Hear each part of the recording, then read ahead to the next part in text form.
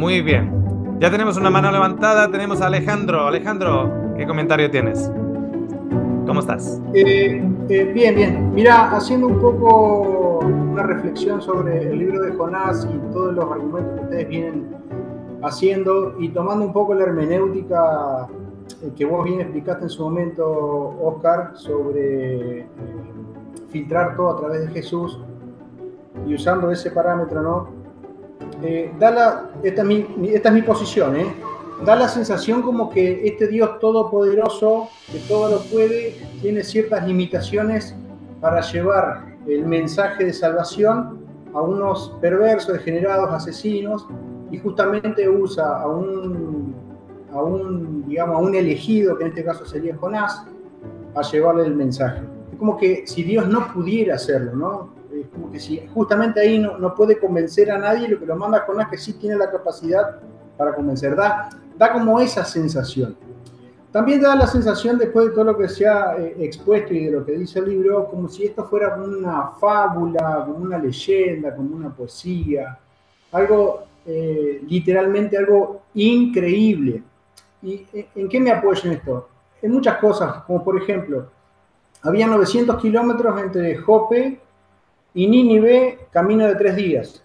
Bien, hago acá una transpolación. Acá en Bariloche, en Argentina, hay una competencia que se llama el cruce, que son 3 días de competencia que se cruza por la cordillera de los Andes a un pueblo cercano a Chile que son 100 kilómetros. Son 3 días y son personas que están altamente preparadas, son entrenadores, o sea, competidores de elite. 3 días para hacer 100 kilómetros. Un soldado o un comando está capacitado para hacer 80 kilómetros por día. O sea que no te dan los 900 kilómetros. Es como lo que manifestaban ustedes, como que hay querer dejar plasmado algo, la numerología, tanto en el 9, en el 5, en el 4, en el 7, en el 10. 900 kilómetros es una distancia enorme para hacerla a pie o a caballo.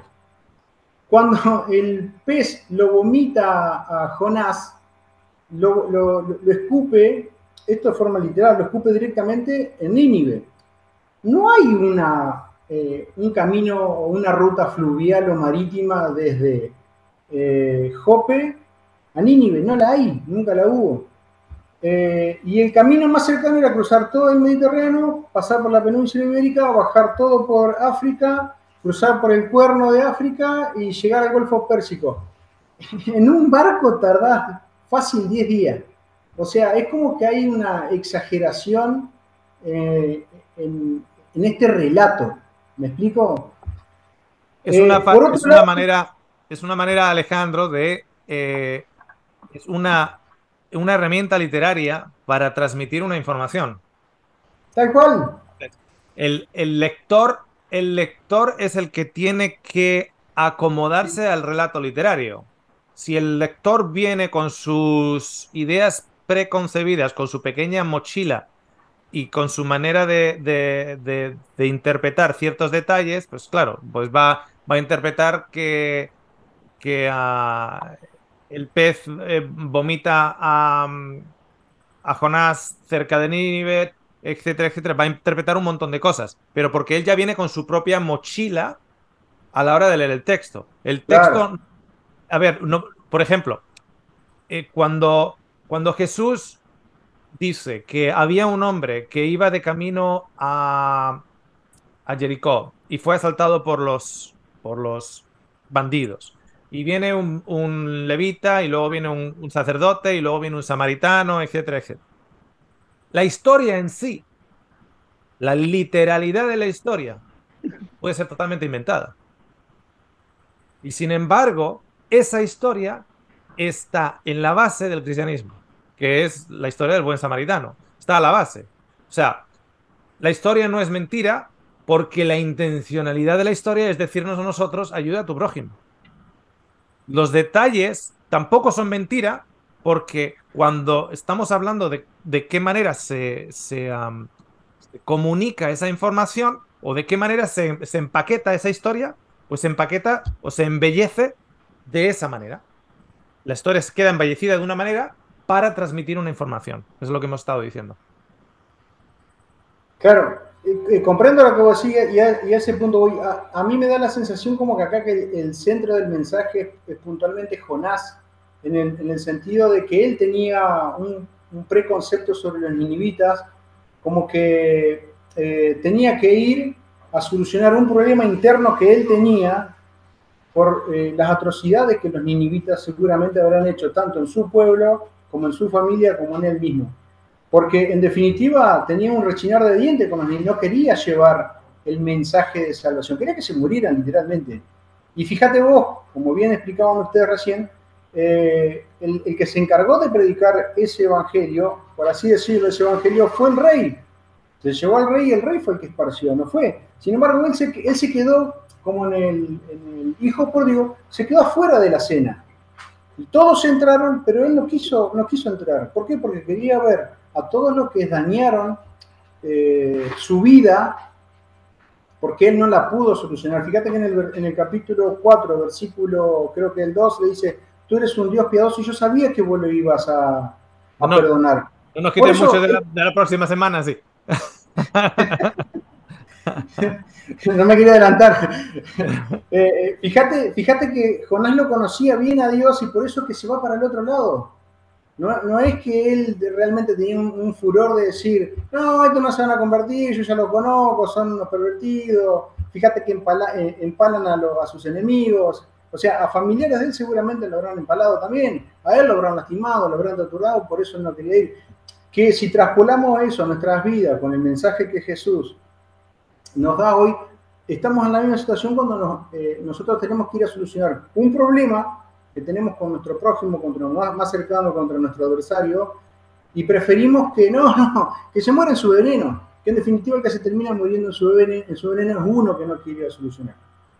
Ujú. Pienso que hay muchas cosas más para rescatar de esto, como por ejemplo Dios, como por ejemplo el tiempo, como por ejemplo lo que bien decías vos, los números, pero yo me voy a quedar con esto último y lo voy a aplicar para mí en el sentido de que acá Jonás soy yo que no quiero ir a solucionar lo que Jesús me está pidiendo, porque en definitiva el problema lo sigo teniendo yo y no el otro. Muy Muchísimas bueno, Alex. gracias, De paso, Alejandro. dijiste algo que al principio estabas comentando de que pareciera que Dios tiene muchas limitaciones porque tiene que usar a una persona para poder predicar el evangelio a toda esta ciudad que se iba a perder, por así decirlo. Y lo interesante de toda la historia es que para mí el autor de Jonás desmitifica toda esa idea de que Dios necesita agentes humanos para predicar el evangelio o para salvar a las personas. Porque Jonás nunca le predicó absolutamente nada a las personas del barco. Sin embargo, las personas del barco salieron con un evangelio mucho mejor que el que tenía Jonás, o una imagen de Dios mucho mejor que la que tenía Jonás. Lo mismo pasó con los ninivitas. Jonás nunca le predicó ningún tipo de evangelio a los ninivitas. Sin embargo, los ninivitas se quedaron con un evangelio y entendieron un mensaje muchísimo mejor que el que tenía Jonás.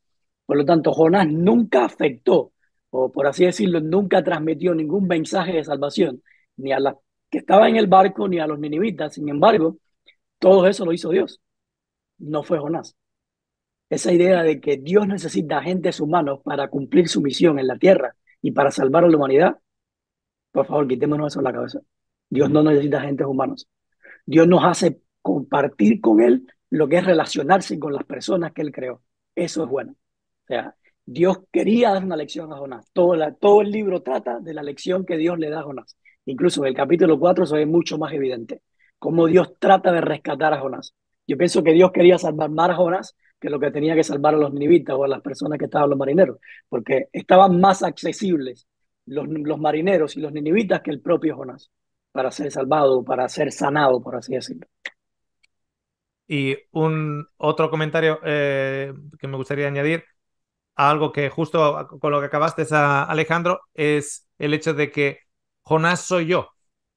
Esto es muy importante porque podemos decir, bueno, Jonás como individuo, Jonás como representación de la dureza y la arrogancia del pueblo de Israel. Podemos decir que Jonás también en el Nuevo Testamento vendría a ser identificado con esa arrogancia de ese mismo pueblo o del fariseísmo, porque evidentemente eh, eh, cada persona tiene su idiosincrasia, pero del fariseísmo del que Jesús habla.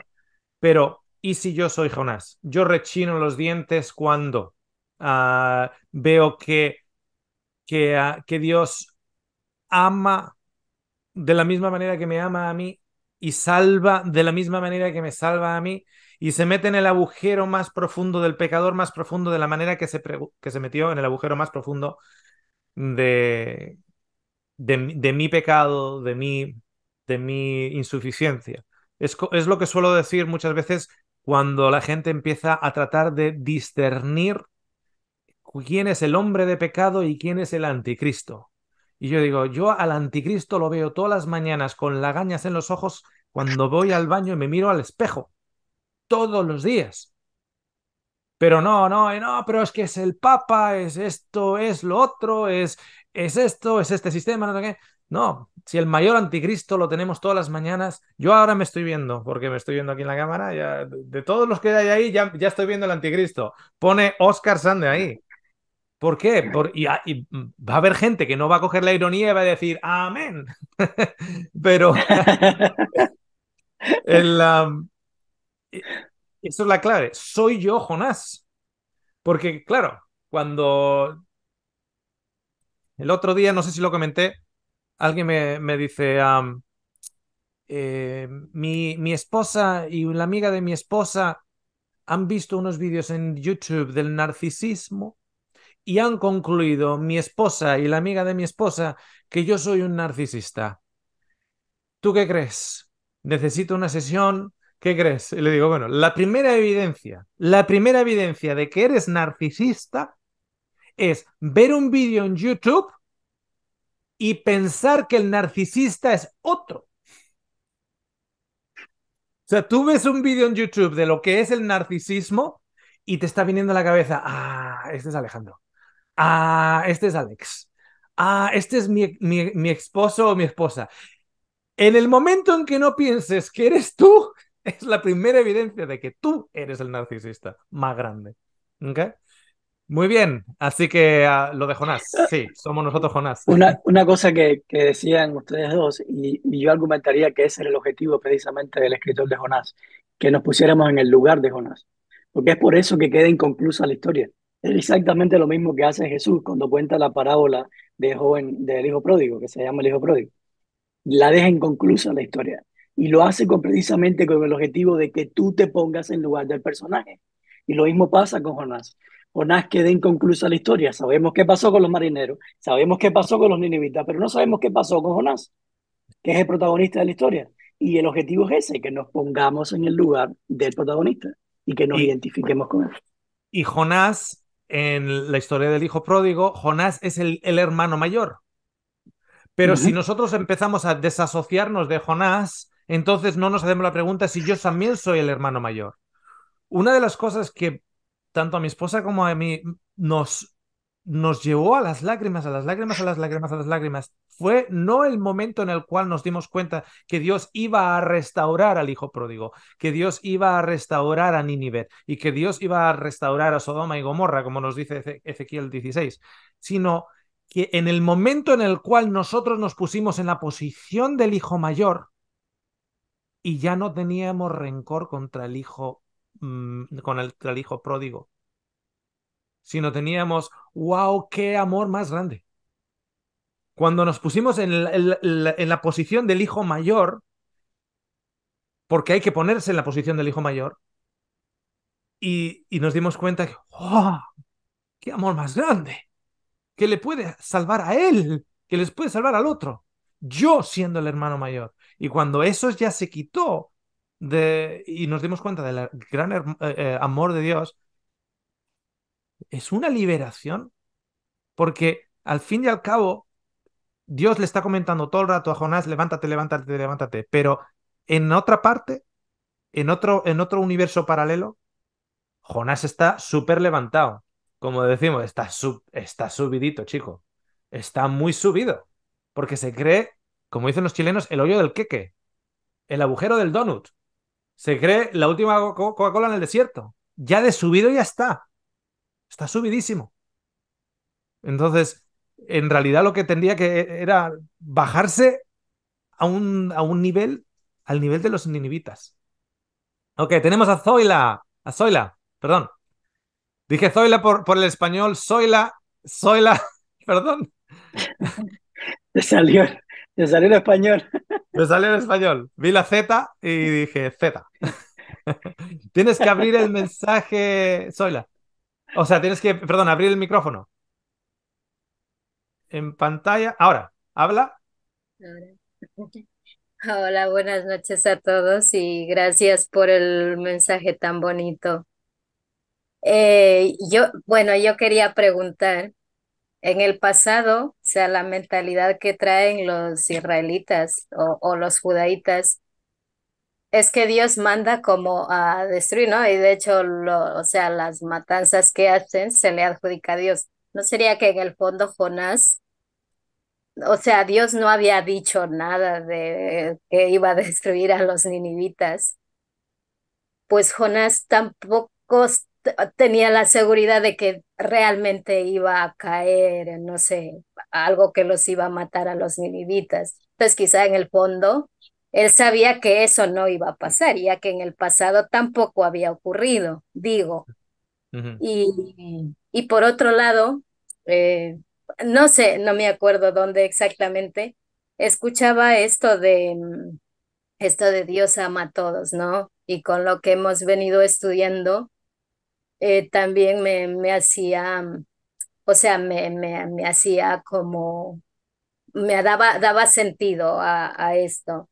Decía que esta historia de Jonás no se trataba no se trataba de universalismo, ni de ir a predicar, de evangelizar, ni nada, sino más bien trataba de que Dios amaba a todos y me acordaba mucho del estudio este, no sé, donde tú, Oscar, comentabas esto de Dios salva, o sea, ¿qué pasaría si pensábamos, no, que por ejemplo Hitler sería ujú, salvo o lo veríamos en el cielo? Entonces, decía que esto de Jonás, pues era, o sea, mucho más duro aceptar el hecho de que los malvados, o sea, las personas, no simplemente que yo que sé que te equivocas en algo y ya está, ¿no? Sino personas que han matado a mucha gente, personas que hicieron muchas barbaridades grandes, que incluso a esos Dios los amaba. O sea, me hizo mucho sentido todo eso. Dije, wow, cómo se unía todo eso. No ujú. sé, eso era simplemente que quería compartir y preguntar también a la vez. Alex, ¿qué Yo, comentario yo tienes? de hecho sí, yo pongo mucho en duda de que lo que predicó Jonás haya sido realmente el mensaje que Dios le dio. Yo sí lo dudo muchísimo, muchísimo. Yo, como decía, yo veo más el mensaje de Dios a Nínive en lo que dijo el rey, en las palabras del rey, que en las palabras de Jonás. Jonás no dejó ningún tipo de chance para segundas oportunidades a Nínive. ¿Entendés? Y ese no es el mensaje del Evangelio, ese no es el mensaje de Dios. Sin embargo, todo lo que pregona el rey a su pueblo luce más como un mensaje que Dios le daría a Nínive para poder salvarlo y llevarlo a arrepentimiento. Mm. El, eh, eh, si simplificamos los conflictos humanos a lo más simple que yo pueda visualizar, con la historia de Caín y Abel nos da una pista, bajo mi punto de vista. No, tienes a dos hermanos y es la envidia de que al otro hermano también se ha aceptado. O sea, la envidia de que el amor de un padre pueda ser tan grande que pueda amar a los dos hijos por igual. Porque, porque así es.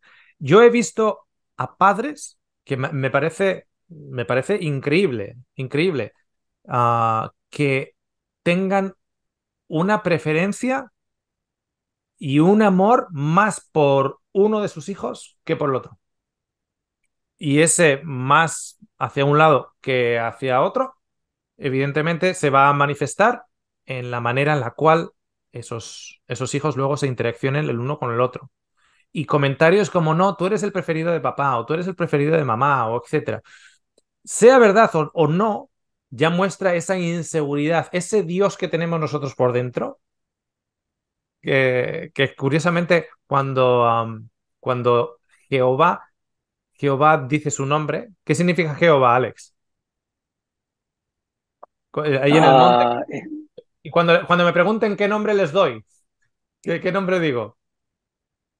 I am who I am. Soy yo. Yo soy. Yo soy. Pues yo creo que hemos adoptado ese nombre para nosotros. ¿Quién es nuestro Dios? Yo soy. Yo soy. Yo soy. Somos nuestros propios dioses. Y nos mueve una inseguridad tremenda como ser humano, ¿eh? Nos mueve una inseguridad tremenda de no ser amado suficiente. Y interpretamos que cuando nosotros vemos un amor representado a alguien fuera de nosotros, bien sea un hermano o bien sea otro ser humano, de una u otra manera, creemos que a nosotros se nos va a amar menos.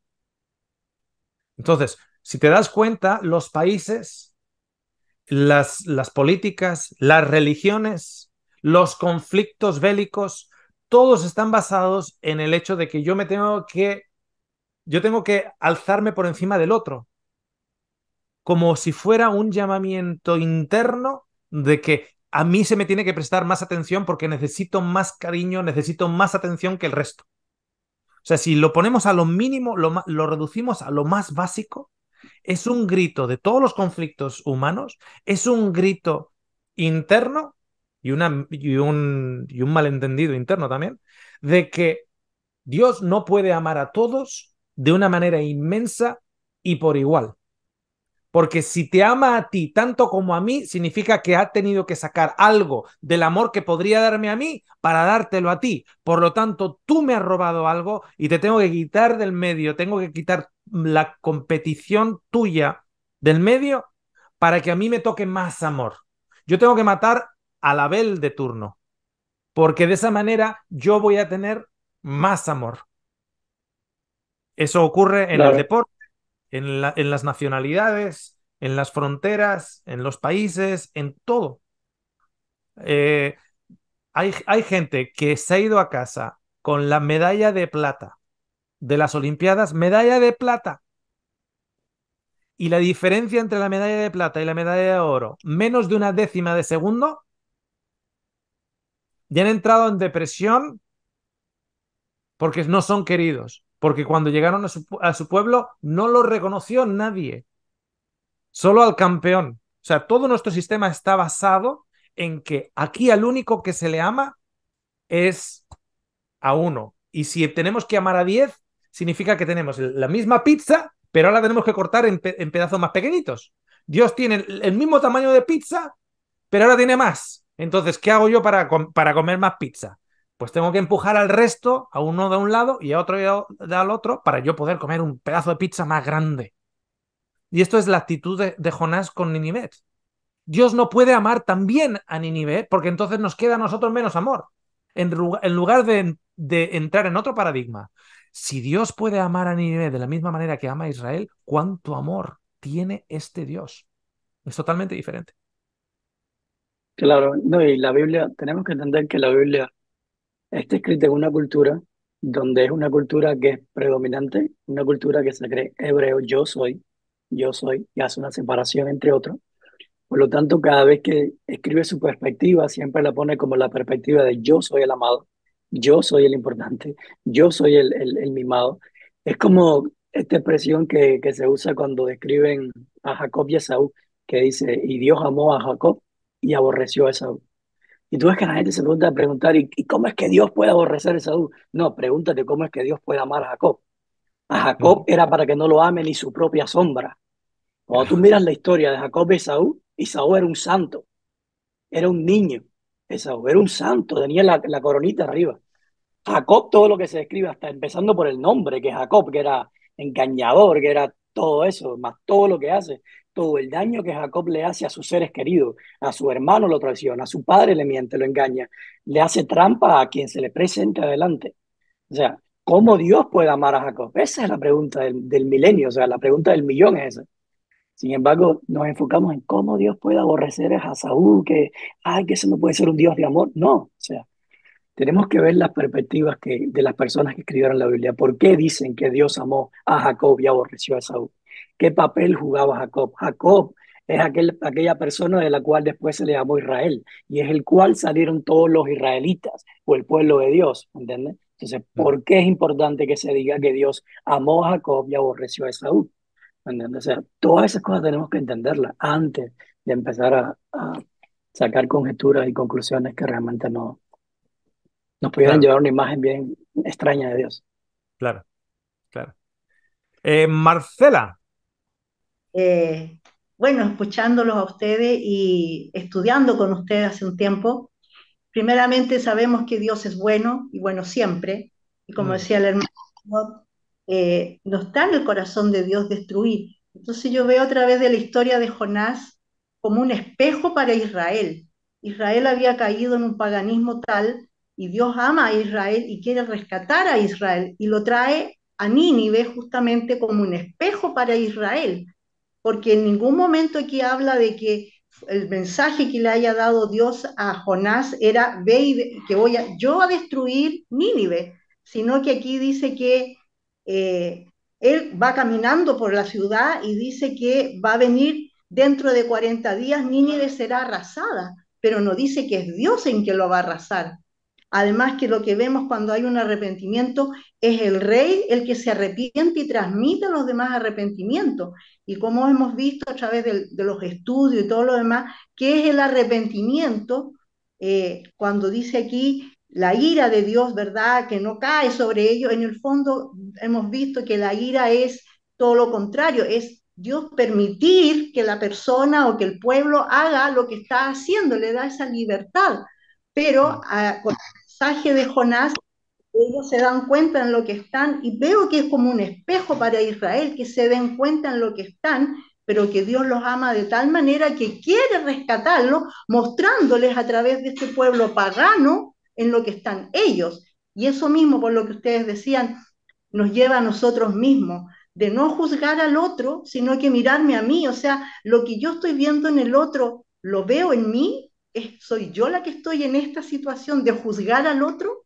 Eso es mm, lo que yo he ido viendo a través de Jonás, que Dios siempre es bueno y Dios no destruye, todo lo contrario, lo que Dios quiere es rescatarnos, mostrándonos a nosotros qué hay en nuestro interior, qué hay en nosotros mismos, como decía Oscar, ese anticristo o ese hombre de pecado, si eso lo llevo yo, no tengo por qué traslucirlo o pasárselo a otro, sino que tengo que mirarme en este espejo que me está mostrando Jonás, quiénes somos.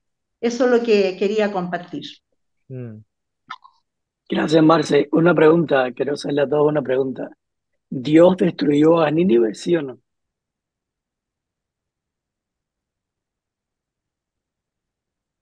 Al En, final, Nínive fue destruida.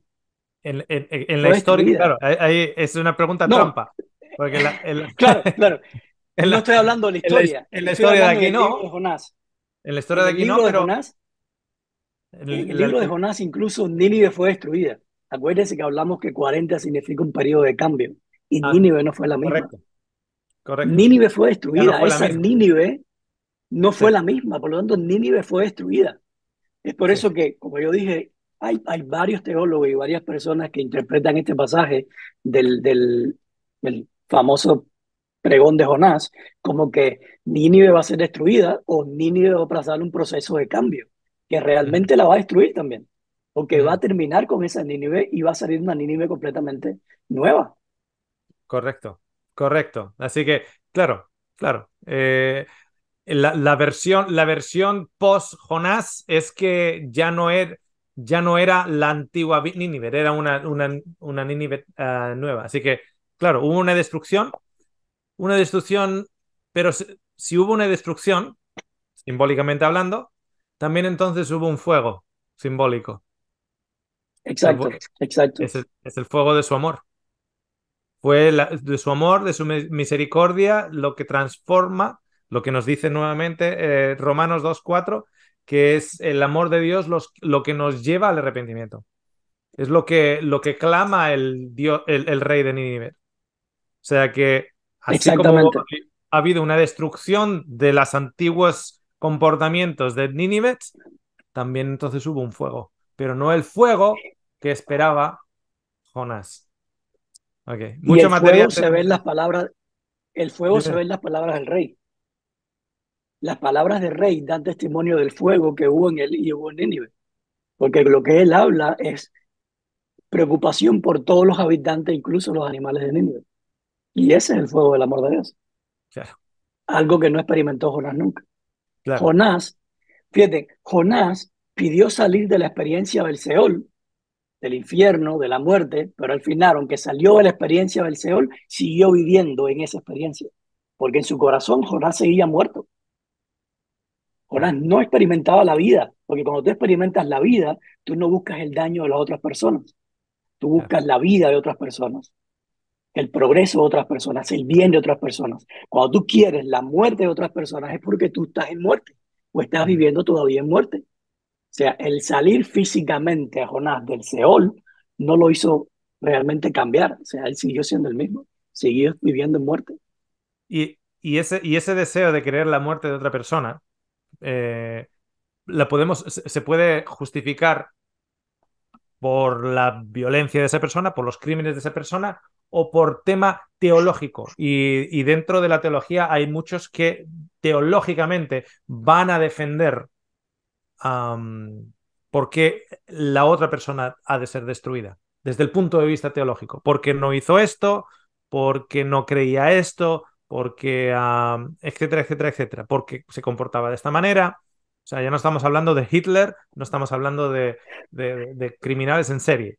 Estamos hablando de personas normales y corrientes en este mundo, o bajo los estándares de este mundo, que pagan sus impuestos, etcétera, etcétera, pero que igual no son miembros de una iglesia, igual no dicen un abracadabra en particular litúrgico, etcétera, etcétera, etcétera. Entonces, teológicamente, eh, hay gente que puede demostrar teológicamente por qué esa persona se va a perder. Pero esa teología, simplemente una careta, un disfraz, una cortina de humo, una excusa barata para decir que no amas a De esa persona. hecho, ahorita lo que dije no lo había pensado, me vino a la mente por el comentario que estaba diciendo Marcia. Y Ujú. ahora justamente acabo de buscar en ¿cómo se dice? En el interlineal, lo que significa la palabra que se traduce como destruida. En ese Mm. mensaje de Jonás, de aquí en 40 días Nínive será destruida. La palabra en hebreo es japaj. Y la palabra lo que significa es overturn, o sea, hacer un cambio, Sí. incluso se puede traducir como cambio, se puede traducir como convertirse, se puede traducir como dar la vuelta a otro sentido. O sea, no significa destrucción literal, de Ujú. acabar con la gente, Claro. ¿entiendes? Eso es lo que quería Jonás. Jonás quería destrucción literal, quería sangre correr. Lo Mm. que la palabra significa acá es hacer un cambio, que fue exactamente lo que sucedió con Jonás. Hubo un cambio, un giro, un cambio de sentido. Se dio la vuelta a otro lugar. Eso fue lo que sucedió. Y, ¿Entiendes? fí- y fíjate, después de un fuego o a través de un fuego que se va formando en una hoguera, en una fogata, que se va formando abajo, después de las brasas. La ceniza. La ceniza. ¿Ok? Simbólicamente ya tenemos ahí la ceniza también. ¿Viste que estaban en silicio y ceniza? Ujú. Exacto. Entonces la ceniza, o sea, son símbolos. Ya la ceniza ya está ahí, o sea, que un fuego hay. Hay algo en el corazón de esas personas. Y hasta que no entendamos que Dios no es un asesino, vamos a justificar los crímenes con teología, que es la peor de las justificaciones, porque encima la justificamos y encima nos creemos más superiores que el resto. Pero aquí está lleno de símbolos y uno de los símbolos es ese fuego, la ceniza ya está ahí, el cambio o el turnover que decías, el cambio de corazón en ese proceso. El último que falta en ese proceso es los Jonases. Yo no quiero ser Jonás, no quiero ser Jonás. Ya me he puesto en esa posición, que salve a Nínive, que salve a Hitler, que salve a todos, que yo me voy a alegrar porque entiendo que Dios tiene amor de sobra, de sobra. Mi mamá y a mi hermano y a mí, mi hermano tiene 2 años y medio, es menor que yo, 2 años y medio. Y tenemos fotos de pequeños que era, o sea, nos vestía como gemelos. A mí, los mismos zapatos, claro, pero el de él una tallita más pequeñita. O sea, mi hermano no tenía la ropa que yo le pasaba. No, no, mi hermano tenía su ropa y yo tenía mi ropa. Todo porque mi mamá estaba con la obsesión de no crear a lo que le llamaba ella pelusa, de no crear envidia entre uno y el otro. Entonces, yo no le pasaba ropa a mi hermano menor. Él tenía la suya y yo tenía la mía. Lo que pasa es que eran las mismas. La misma camisita, los mismos pantalones cortos, los mismos zapatos, etcétera. Y tenemos un montón de fotos. Y mi hija, que está ahora en España, veía las fotos y dice, pero parecen gemelos. Lo que pasa es que uno era el pelo rizado como el mío y otro el pelo liso de mi hermano. Y había una diferencia de altura. Pero estábamos igualitos, igualitos, igualitos.